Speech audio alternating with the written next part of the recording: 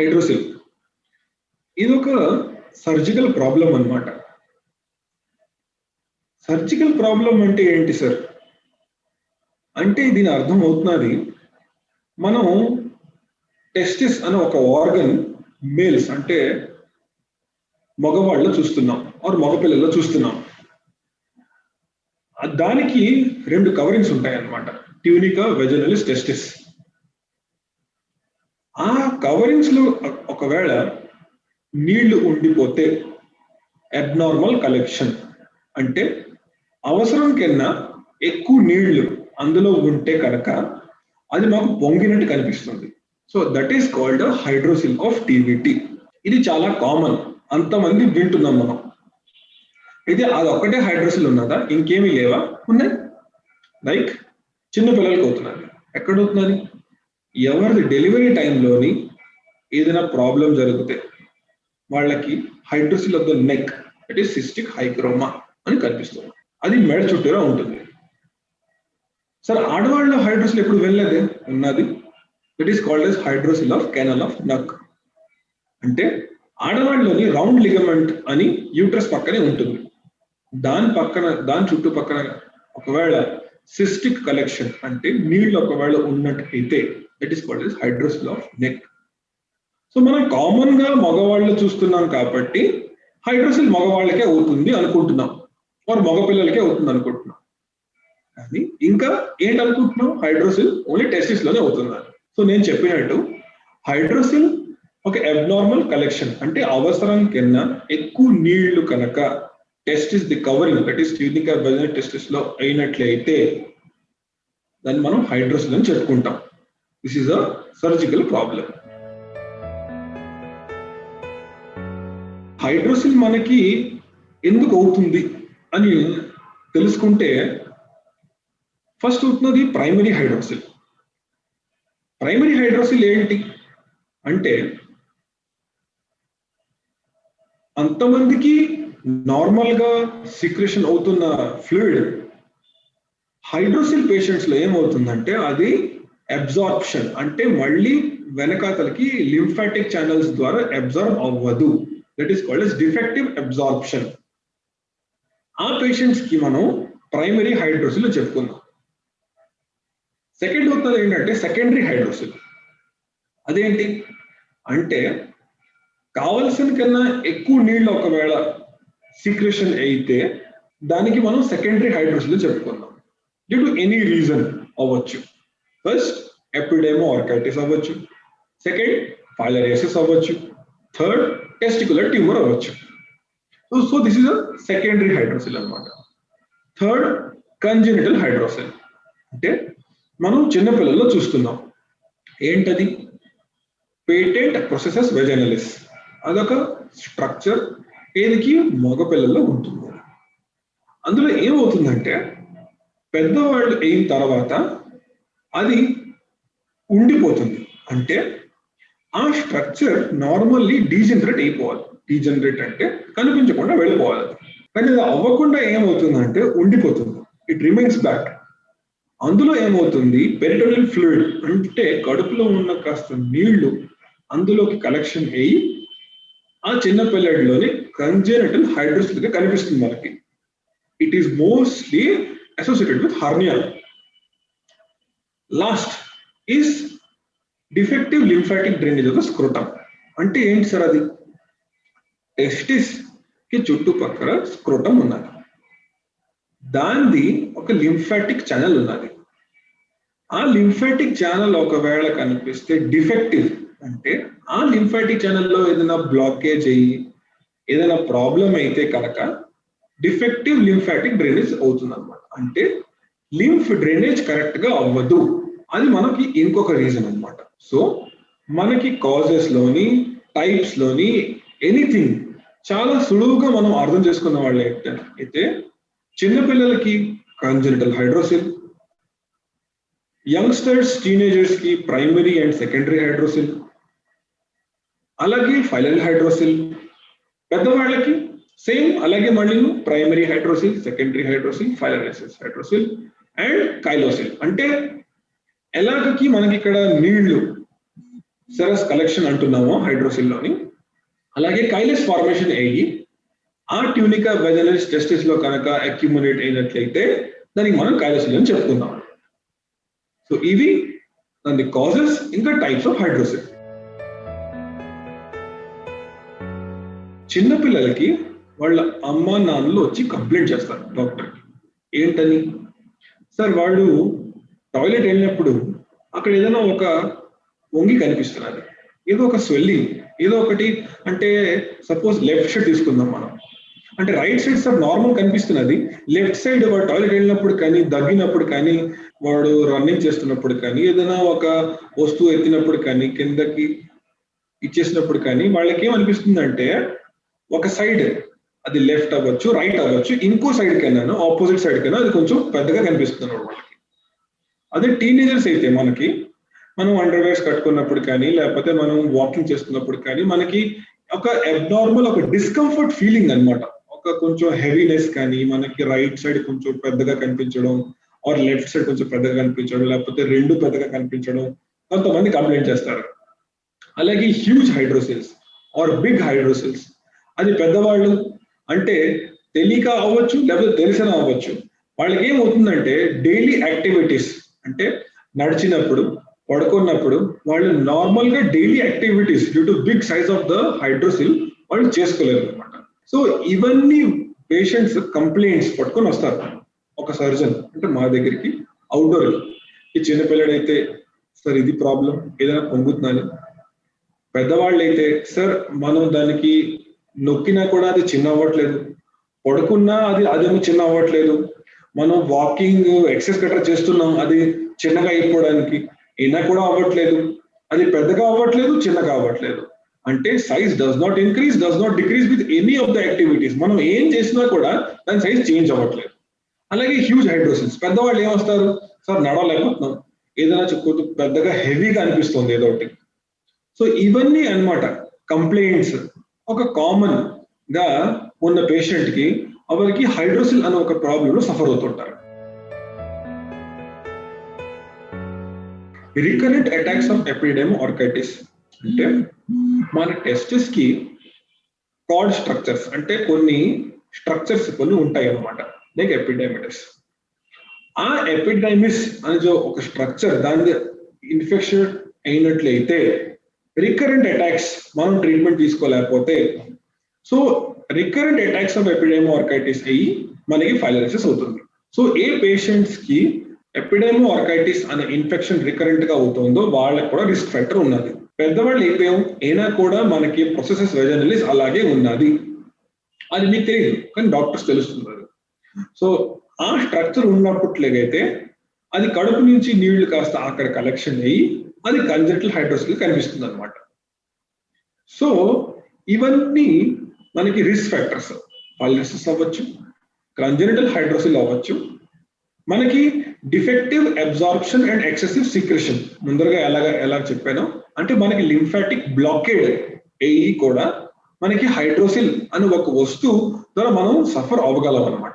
So మనం ఎక్కడున్నాం, ఏ age group లో ఉన్నాం, మనకి ఏదైనా కార్డ్ స్ట్రక్చర్స్ అంటే ఎపిడైమిస్ ఇన్ఫెక్షన్స్ లైక్ ఎపిడెమో ఆర్కైటిస్ అవుతున్నాయా లేదా, ఆర్ మనకి ముందర నుంచి ఫైలేరియాసిస్ ఉందా అంటే మనకి ఫైలేరియా హైడ్రోసిల్ అవ్వచ్చు. And last but not the least is testicular tumours. అంటే మనకి టెస్టికులర్ ట్యూమర్ ఉన్నప్పటికైతే మనకి ఏమీ తెలియదు అనమాట. ఎందుకు? అంటిల్ అన్లెస్ మనకి ఏదైనా ఒక డిస్కంఫర్ట్ కానీ ఒక హెవీనెస్ కానీ ఫీల్ అవ్వదు, ఒక పొంగినట్లు కనిపించదు, అప్పటి వరకు మనం ఏమి కంప్లైంట్ చేయము. సో టెస్టికులర్ ట్యూమర్స్ అయ్యి కూడా సెకండరీ హైడ్రోసిల్స్ పేషెంట్స్ కి సఫర్ అవుతారు అన్నమాట. సో ఈ patients, these are all the risk factors. Hydrocele is a pure clinical diagnosis. అంటే మనకి కొన్ని టెస్ట్లు ఉన్నాయి, like fluctuation test, transillumination test, getting above the swelling, negative impulse on coughing. ఈ టెస్ట్లు డాక్టర్ చేస్తారనమాట పేషెంట్ మీద. ఆ టెస్టులు చేస్తే కనుక మనకి తెలుస్తుంది కి మనం హైడ్రోసిల్ నుంచి సఫర్ అవుతున్నామా లేదా. ఇది కొన్ని పేషెంట్స్ చెప్తారు, సార్ హైడ్రోసిల్ అని మీరు ఎలా కన్ఫర్మ్ అవుతున్నారు, ఇంకేదైనా అయి ఉండొచ్చు కదా, ఆ పేషెంట్స్ కి మనం ఏం చేస్తాం, అల్ట్రాసౌండ్ ఆఫ్ ద ఏరియా అంటే ultrasound of abdomen and pelvis and inguinal scrotal region. అంటే మనం అల్ట్రాసౌండ్ అని అంతమందికి తెలిసిందే, ఒక స్కాన్ అనమాట అది. అది మనం కడుపుది ఇంకా స్క్రోటం రీజన్ చేద్దాం అనమాట. దాన్ని బట్టి మనకి తెలిసిపోతుంది కి కలెక్షన్ అయినది నీళ్ళ అంటే ఫ్లూయిడ్, పస్ లేదా బ్లడ్ క్లియర్ అయిపోతుంది. నెక్స్ట్ అది కంజెనిటల్ హైడ్రోసిలా అంటే పేటెంట్ ప్రొసెస్ వెల్జర్నస్ ఉన్నదా, లేకపోతే ఆ పేషెంట్ కి ఎపిడెమో ఆర్కైటిస్ అనే ఇన్ఫెక్షన్ ఉన్నదా. అల్ట్రాసౌండ్ లో మనకి క్లియర్ గా తెలుస్తుంది కి patient the any testicular tumour ద్వారా సఫర్ అవుతున్నాడా లేదా. నెక్స్ట్ అవుతున్నది ఆల్కహాలిక్ అంటే ఒకవేళ పేషెంట్ ఒక 10-20 years నుంచి తాగుతున్నాడు, లిక్కర్ ఆల్కహాల్ తాగుతున్నాడు. ఇప్పుడు ఏమైంది, లివర్ కాస్త డీరేంజ్ అయింది, కడుపులో కాస్త నీళ్లు అక్యుములేషన్ అయ్యాయి. అతనికి పేటెంట్ ప్రొసెసెస్ వెజైనలిస్ ఉన్నది అంటే ఒక ఎంబ్రియాలజికల్ స్ట్రక్చర్ చిన్నప్పటి నుంచి ఉన్నది. అంటే ఇప్పుడు కడుపులో నీళ్లు ఎక్కువ అవడం వలన అది కాస్త టెస్టిస్ లోకి వెళ్ళింది అనమాట, టెస్టిస్ లేయర్ లోకి. సో ఇప్పుడు మనకి తెలిసిపోతుంది కి పేషెంట్ ది అసైటిస్ కూడా ఉన్నది విత్ సెకండరీ హైడ్రోసిల్ కూడా ఉన్నది. సో అల్ట్రాసౌండ్ చేయడం వలన మనం పేషెంట్ కి కన్ఫర్మ్ అయి చెప్పగలం కి పేషెంట్ కి ఏ రీజన్ వలన అండ్ ఏంటి అక్కడ అక్యుములేషన్ ఉన్నది. ట్రీట్మెంట్ ఏంటి, surgery is the radical treatment. అంటే మనకి మెడిసిన్స్ వలన దీనికి ట్రీట్మెంట్ జరగదు. సార్ ఫైలేరియా అని చెప్పారు, ఫైలేరియస్ మెడిసిన్ తింటాం మేము, ఎపిడెమో ఆర్కైటిస్ అన్నారు దానికి కూడా ట్రీట్మెంట్ తీసుకుంటున్నాం మనం, మెడిసిన్స్ అండ్ యాంటీబయాటిక్స్ చేస్తున్నాం మనం.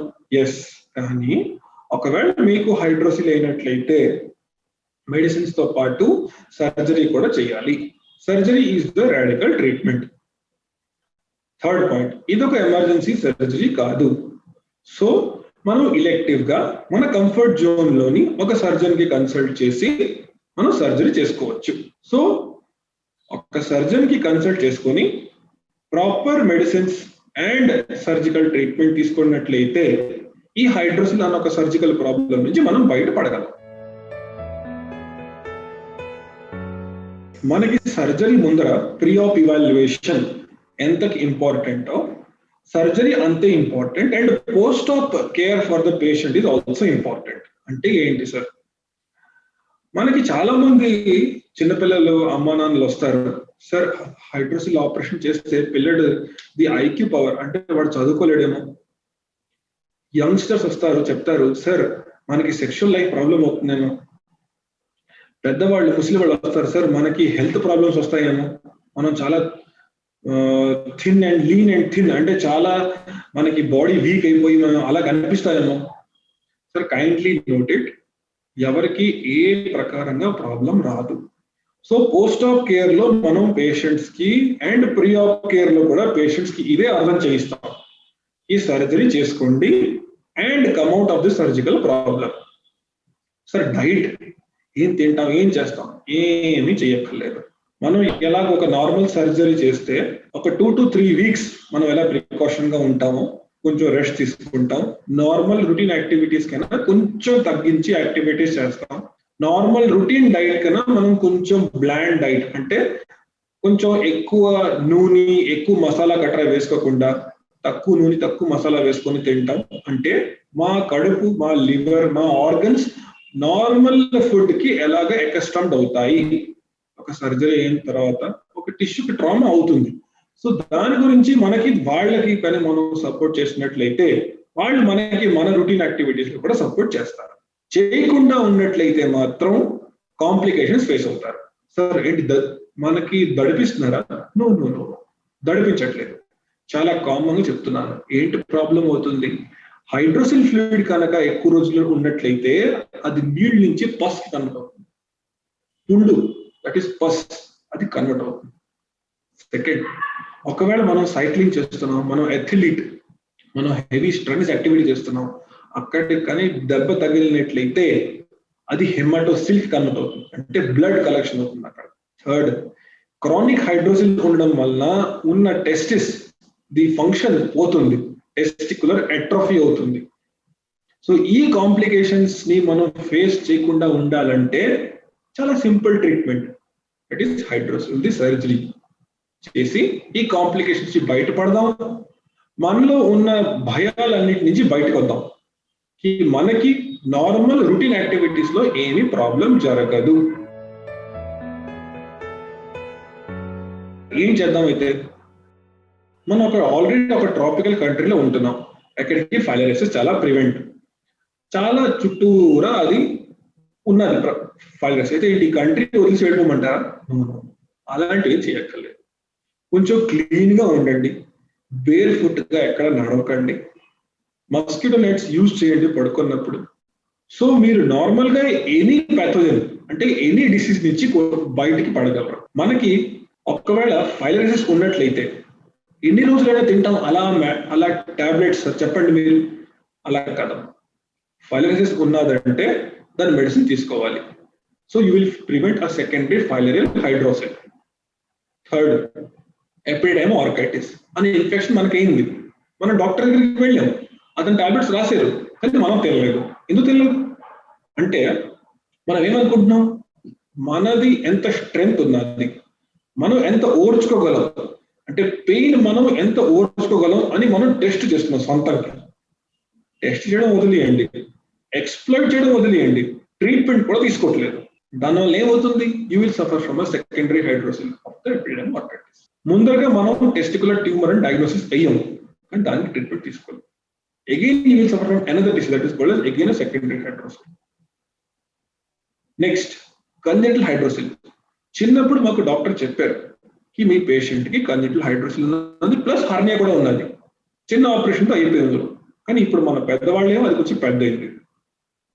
సో ప్రివెన్షన్ అవుతున్నది డాక్టర్ అడ్వైస్ వినడం, ఏదైనా ఇన్ఫెక్షన్ అయితే దానికి ట్రీట్మెంట్ తీసుకోవడం, ఫైలరైసిస్ ట్రీట్మెంట్ కంటిన్యూ చేయండి, ఎపిడెమో ఆర్కైటిస్ అయినట్లయితే దానికి ట్రీట్మెంట్ తీసుకోండి, సెకండరీ అండ్ ప్రైమరీ హైడ్రోసిస్ నుంచి బయటపడండి. That is only thing which can prevent you. మనం ఇలాగే హాస్పిటల్ వెళ్ళడం అంటే చాలా భయపడతాం, దాంతో పాటు సర్జరీ చేయాలంటే ఇంకా భయపడతాం. ఏంటి, ఒక చిన్న కట్ అయితే మనం normal day to day activities లోనే దానికి బ్యాండేజ్ చేసి ఆయింట్మెంట్ చేసి చాలా భయపడి ఏంటేంటో అనుకుంటున్నాం. కానీ సరే హైడ్రోసిల్ ఒక సర్జరీ చేయాలని మళ్ళీ దాని గురించి అది మీరు కనుక ప్రొఫెషనల్స్ దగ్గర చేసుకున్నట్లయితే, హూ ఆర్ ప్రాపర్ ప్రొఫెషనల్స్, అంతమందికి అర్థమవుతున్నది. ఇవాళ రేపు మనం ఏం చేస్తున్నామంటే చాలా క్వాక్స్ దగ్గరికి వెళ్తున్నాం, వాళ్ళు ఏం చేస్తున్నారు, మనకి ట్యాపింగ్ చేస్తున్నారు. ట్యాపింగ్ అంటే ఏంటి, నీడిల్ దూర్పించి నీళ్ళు తీసిస్తారు. అది చాలా వే ఓల్డ్ ప్రొసీజర్, ఇప్పుడు అది లేదు. ఈవెన్ ఇఫ్ లోకల్లో కూడా హైడ్రోసిల్ జరుగుతున్నాయి, ఎవరికి హార్ట్ పేషెంట్స్ ఉన్నాయి. సో ప్రాపర్ ప్రొఫెషనల్స్ దగ్గరికి వెళ్ళి సర్జరీ చేసినట్లయితే మనకి ఎటువంటి భయం అవసరం లేదు.